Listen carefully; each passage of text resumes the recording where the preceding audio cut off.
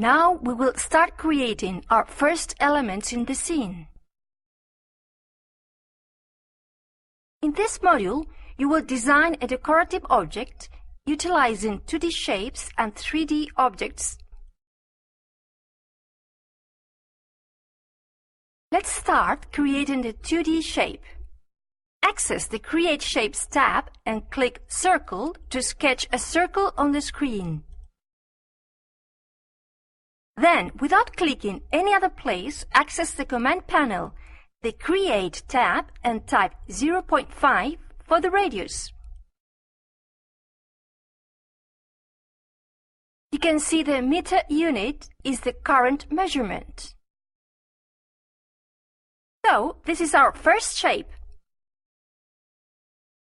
Now access Create Shapes again, and then click Star. The shape is created now just by clicking and moving the mouse, as well as the circle. See?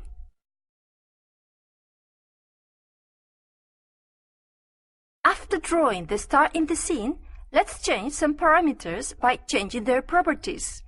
Go to the toolbar and click Select Objects. Then, on the Command panel Modifiers tab, access Parameters. Type 1.5 for radius 1 and 0.5 for radius 2. Type 8 for points to define the number of points on the star. Smoothen the star points inserted fillets as you see here in the fillet fields.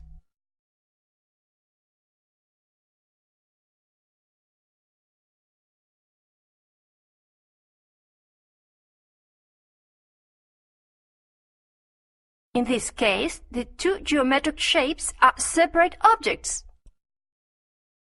So let's carry out some procedures to make the two objects into a single one. Right-click the mouse on the star and the floating quad menu will be displayed.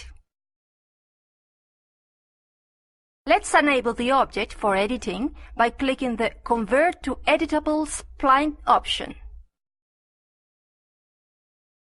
After selecting the shape, access the Command panel, the Modify tab, Geometry group, and click Attach. Click the circle in the scene. You see how the cursor changes when an object can be attached to the star. After that, this 2D shape is concluded. Now let's add volume to our star to conclude this decorative object. We now will add the Extrude Modifier.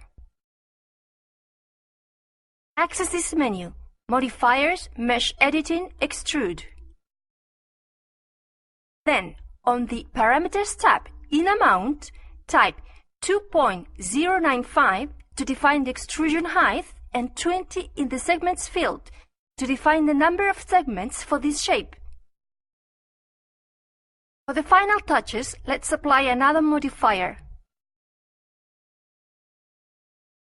After selecting the object, access this menu, Modifiers, Parametric Deformers, Stretch.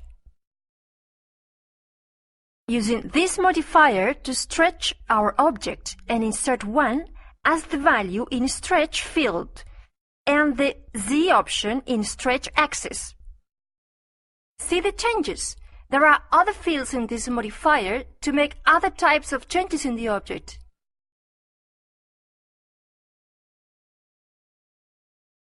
You can even apply other modifiers to the same object based on your needs. These will be listed in this field following the creation order. Now our 3D object is ready. So, in this class you have studied some basic concepts on 3D modeling using 2D shapes and then making some changes.